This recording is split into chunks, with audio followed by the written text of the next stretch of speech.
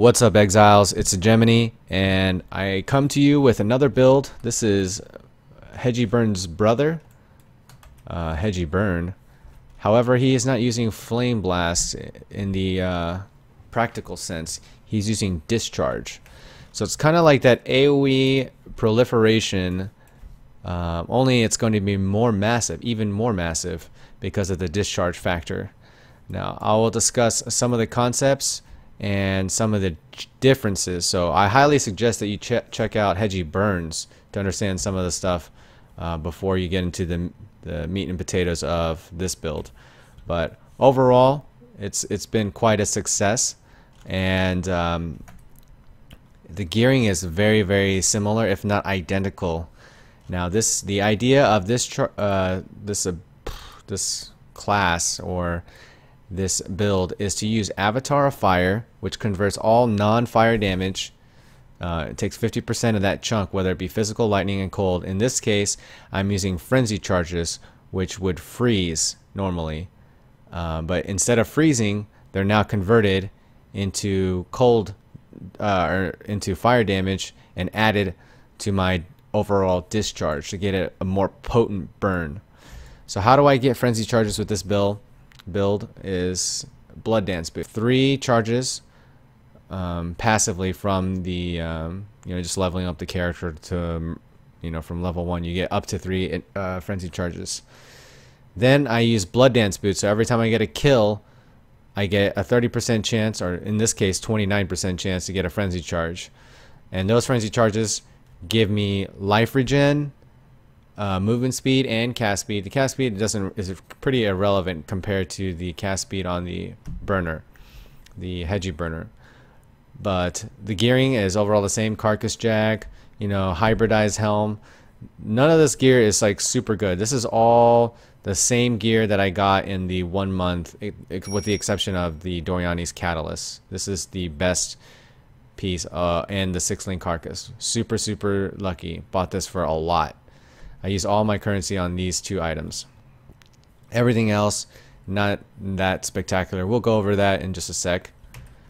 But the idea is to discharge, convert all your charges into pure fire damage, and proliferate that in massive amounts of AoE. Now, I can't say I do not feel that this build is more overpowered. It's definitely powerful, but it's not as versatile as HegeBurns. It can take on a lot of different things, but HegeBurns is way more equipped to deal with different kinds of situations. This is actually a pretty poor boss killer, but it is extremely good trash killer. The AoE that you're about to see is pretty massive, but the auras are the same. Purity of fire, discipline, and clarity. And I'm just going to go ahead and start this strand map so you guys can get a visual understanding, and then we'll go ahead and explain the mechanics behind it. So this is just a normal strand, your typical doodah. This guy is level 89. Make sure you put Arctic armor up. This is your saving grace for when it comes to reflect. This is why you don't need to run around with a fire flask. As long as you have AA up, you're going to be safe, just like HegeBurns with Flame Blast. I do not have Val Pact, but I do have life regen, and I have enough mitigation via Arctic armor to deal with this. So this is one of the annoying things that I'm thinking about changing up, and it's the castle damage taken in Mortal Call. Whenever I get hit, it trades my my endurance charges for Immortal Call right before I try to discharge, and leaving me no damage, or nearly no damage. So you can see how potent this proliferation is, and see how much area this actually covers. So right there I just got nicked, but it's okay. I mean, I haven't decided whether or not I want to keep that function within the build in case I get like titty bitched or something. But super potent, and you notice that when I finish kills, sometimes I finish with a handful of charges. That is no error. This is LE reflect right here. You see me take no damage. That was about a dozen mobs, and AA took care of that on top of having spell block and on top of having maximum fire resistance.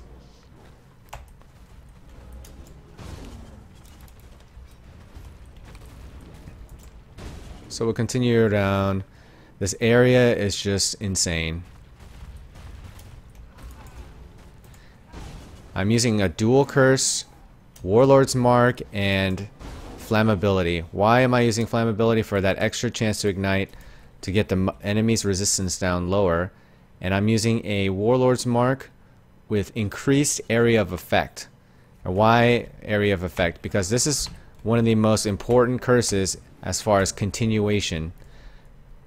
So I have a chance to grant an endurance charge, a 29% chance to grant an endurance charge when an enemy is slain. Much like the Blood Dance Boots gives me frenzy charges, 29% in this case. You know, these both interact well with each other. And on top of that, I actually get life leech, so I don't have to run a life leech gem in my chest. I get 6.9% life leech on hit.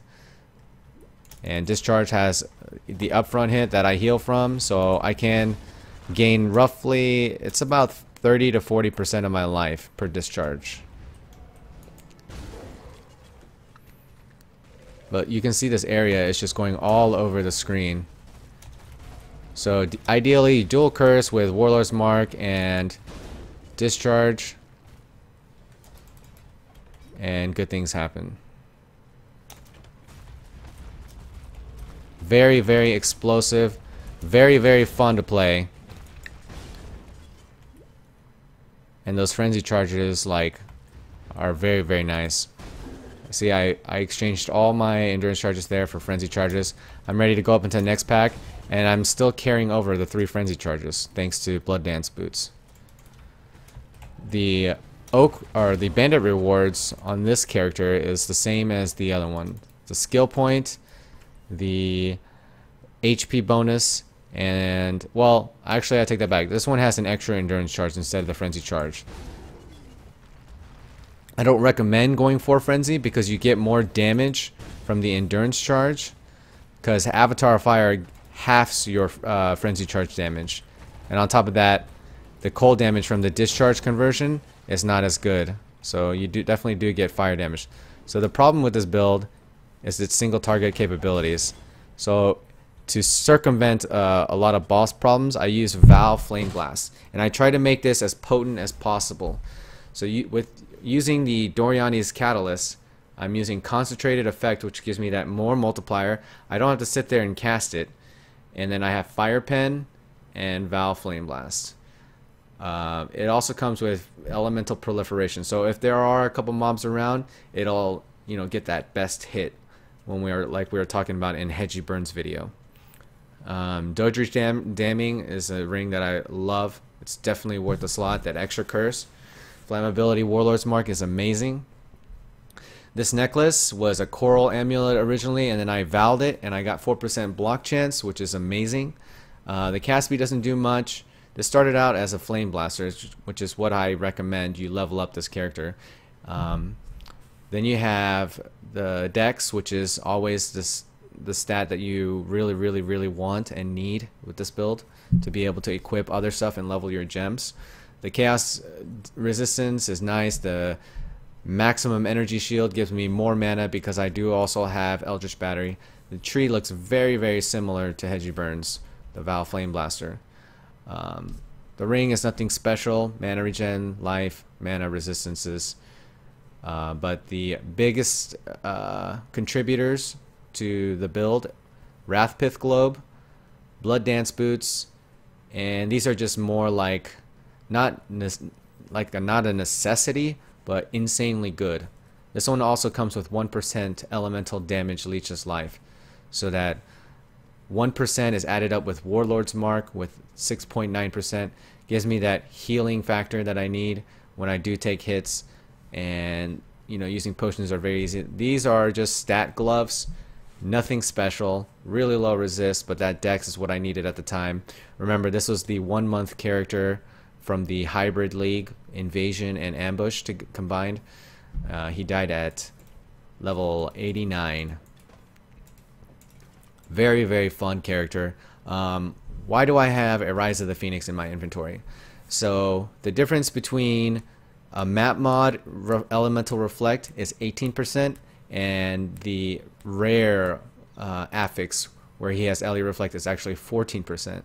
So when you're running regular maps, if you run into LE reflect, the Wrath Pith and plus let's look at my 81% fire resistance and the Arctic armor are enough to completely just nullify the LE reflect. You should also note that I do have Resolute Technique. Resolute Technique prevents me of critting, so if I were to crit on an LE reflect, I probably would feel it, and it may end up in your death. But it's the reason why I didn't spec into Valpact, is to deal with these kinds of mechanics. If you want to run, or if you insist on running LE reflect, I tested this out, and with Rise of the Phoenix, I actually take no damage. We're gonna go ahead and run a Canyon with LE reflect and Rise of the Phoenix, and I will. Well, that combined with Arctic armor pushes reflect off the table. And if you run into double reflect, I highly suggest that you use a curse flask of a ruby type. So we're gonna go ahead and enter this Canyon with LE reflect, and you guys can see how the defenses synergize together. I'm gonna swap my Wrath Pith because let's just say for whatever reason the group is determined to run this LE reflect map. The rolls are too good. Now one thing that's important to note is with Wrath Pith, I was able to get 208 energy shield, which converted into much more mana, and Rise of the Phoenix only has 81. So I'm losing not only lightning resistance, but I'm losing a lot of mana. So my mana pool is significantly smaller with this shield. But it doesn't prevent me from running any auras or anything like that. We're gonna run this Canyon. Make sure Arctic armor is on. And you'll notice this could be solved with better gear, but I haven't tinkered around with it. I actually lose mana at a very slow rate by running. This is not good, but can be easily fixed. I mean, I was just missing a little bit more mana. A little bit more mana or mana regen would solve this problem. So you want to make sure you Warlord's Mark and Curse. I mean, this is an LE reflect map, and you notice that I didn't take any damage, and I do not have Valpact.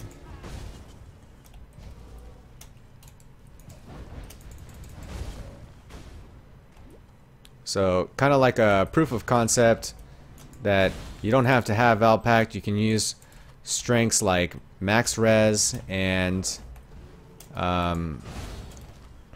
Arctic armor to deal with a burning discharger.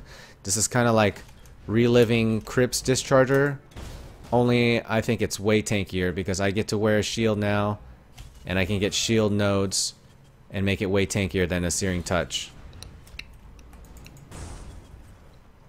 And you notice the burn proliferation. The reason why those spikes don't do anything to me are because I'm using Arctic armor. Arctic armor not only mitigates fire damage, but elemental damage. This is double LE reflect right here. And you notice I didn't take any damage. I didn't even pop a fire flask. That was double LE reflect.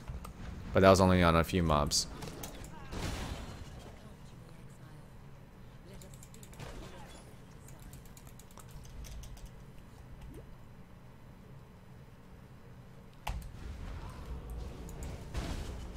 You just gotta keep an eye, like, until I get this gear tuned out where I can get about 300 more energy shield,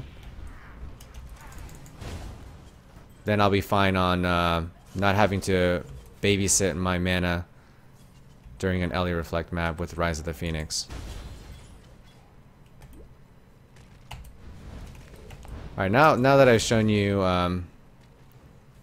some of the highlights, let's go ahead and talk about the skill tree and how and why I chose the way I did. So without Valpact, you have other bonuses. The Valpact downside is that you only get 40% of the effectiveness of your leech, and you don't life regen. So now you can pick up Templar life regen nodes. Shaper becomes a lot more enjoyable, or more efficient. You also get quick recovery as life regen, and you get the endurance charge regen right here. All very, very good. What I may end up doing is just end up self-casting instead of triggering the immortal call, because it is getting quite annoying having it proc when I'm trying to discharge. But I'll do that at a later time. Athleticism and inner force, they all buff up AA to be super strong. I'm using a level 19 Arctic armor, almost 20, using level 19 auras. In the shield, I'm using Lightning Ward, Purity of Fire, and Reduced Mana. This is the Immortal Call, increased duration, casting damage taken, and flammability. Now the increased duration will interact with flammability, so I don't have to cast it as often. It says 11.88 right there, but on after the increased duration takes effect, it's actually 20.32 seconds, which you don't really need it as a burning discharger, to be honest. Val Flameblast, Fire Pen, concentrated effect with LE Prolif in the weapon. It's like essentially a 4-link on a 3-link item, and nothing special here. Increase area of effect, Warlord's Mark. I wanted the area of effect so that I could gain as maximum number of endurance charges for a continuation, so I could discharge after discharge after discharge. I won't struggle and only limit myself to gaining endurance charges by, you know, echoing an enduring cry.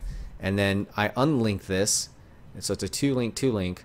And the reason why I unlinked it, because I didn't want to echo my Warlord's Mark. It was actually keeping me frozen in place a little bit longer, and it was actually multiplying the mana cost of it. So I didn't want to increase the cost of Warlord's Mark, so I separated it from the Echo Enduring Cry. But this is pretty much your generation. As far as the gems, I'm using a 2020 Discharge, or 2120. I'm using an increased burn damage, which gives me that chance to ignite.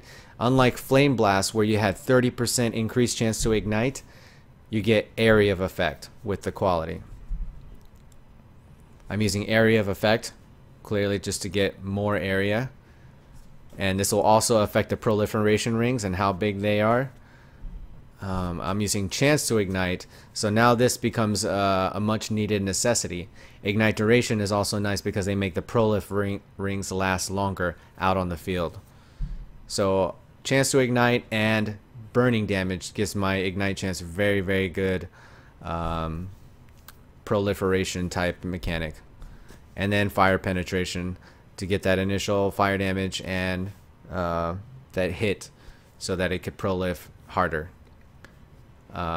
Fire penetration doesn't work with burn, like it doesn't double dip with burn because it's not an on hit, it's a degen. This belt, I think I paid like 20 chaos for it. It's kind of like similar to the HegeBurns belt, but it's lower in every way. Not as much resistances, but still got life, mana, or ES, which turns to mana, and things like that. Overall, very, very enjoyable character. I recommend that when you do something like this, that you party with a boss killer, someone that has really good boss killing skills, both mitigation and damage, and you guys would make a very, very good team. You could also play with any conduit member, and them feeding you charges would make you insanely good.